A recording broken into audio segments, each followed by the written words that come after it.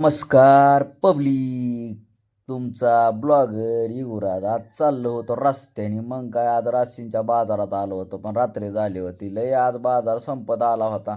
लय कचरान कुचरान होता. पण काय होतं माहिती आहे का, दुसऱ्या दिवशी सकाळी ना हा लय स्वच्छ होतो.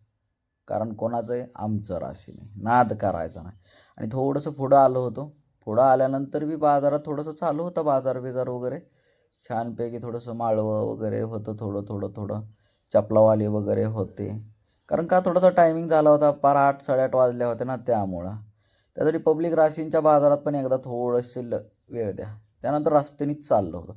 रस्त्याने जाताना लईच हॉटेल आहेत, मापाच्या बाहेर हॉटेल झालेत बा. एक मस्तपैकी का बासुरी हॉटेल आहे.